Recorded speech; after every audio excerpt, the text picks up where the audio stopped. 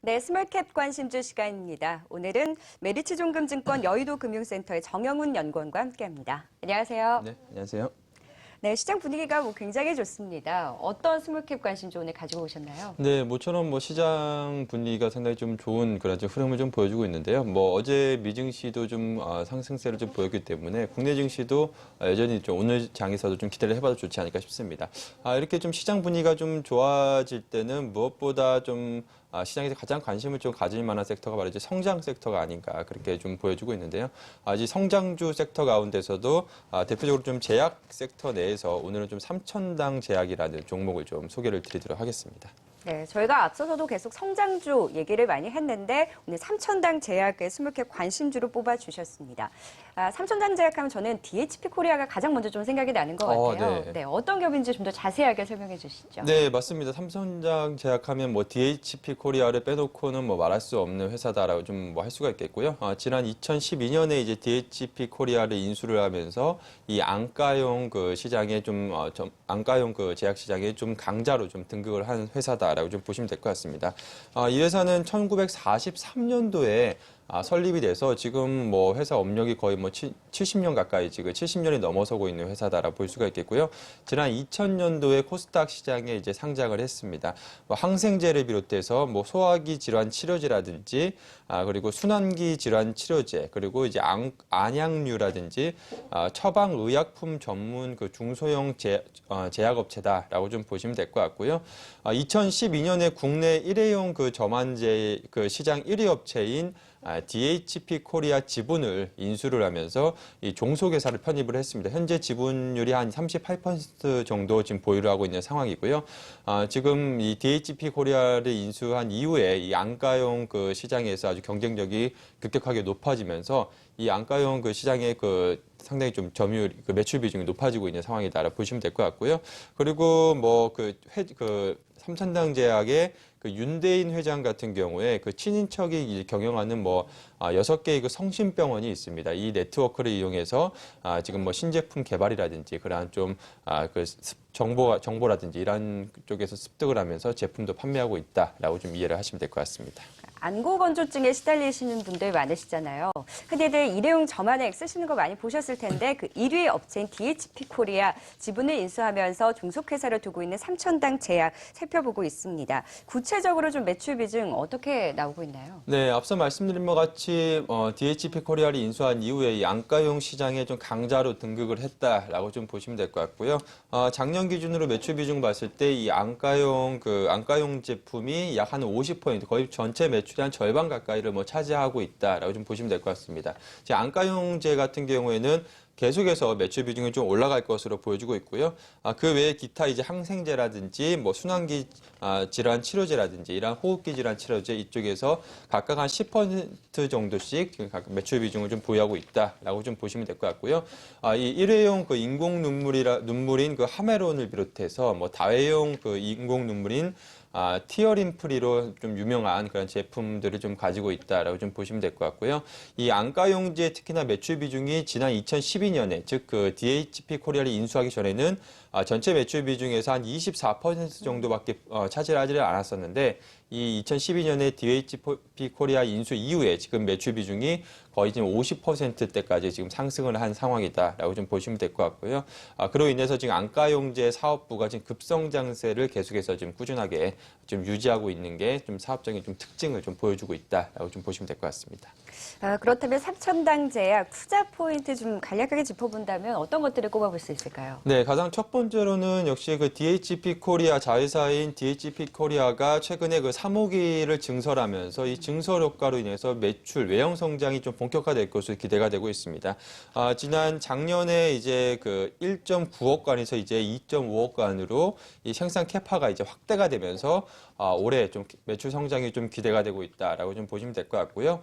지난 1분기에 안가 제품 매출액도 172억 원을 기록을 하면서 전년 동기 대비해서 약 한 16.8% 정도 성장하는 모습을 좀 보였습니다. 이 안가 제품이 매출 비중이 계속해서 좀 상승을 하고 그리고 DHP 코리아의 증설 효과로 인해서 안가용 제품의 매출 성장은 계속해서 좀 이뤄질 것으로 그렇게 좀 보여주고 있고요.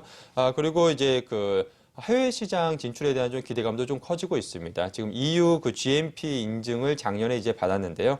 그로 인해서 유럽 시장으로 진출이 이제 올해 하반기 정도부터는 본격적으로 좀 이뤄질 것으로 그렇게 좀 기대를 하고 있습니다. 작년 3월에 이제 영국의 그 의약품 그 건강관리 제품 규제청으로부터 EU GMP를 이제 획득을 했습니다. 그렇기 때문에 이제 그 유럽 수출에 대한 좀 발판이 좀 마련돼 있는 상황이다라고 좀 볼 수가 있겠고요.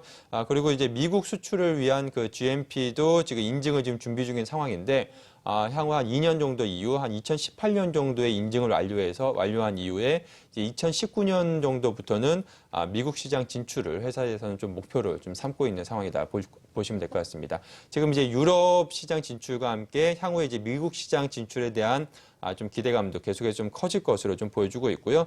이 안가 부분 쪽, 그 하메론 그 제품 쪽을 하메론을 비롯해서 이 안가용 제품에서 좀 해외 시장 진출에 대한 기대감이 좀 커지고 있다라고 좀 보시면 될 것 같습니다. 그리고 지금 최근에 뭐 미세먼지 아마 지금 많이 지금 미세먼지가 좀 심화되고 있는 상황인데요. 정부에서도 지금 미세먼지 뭐 대책이 나오고 있습니다. 지금 이 미세먼지로 인해서 지금 안과 질환 환자가 계속해서 좀 증가하고 있는 상황인데요.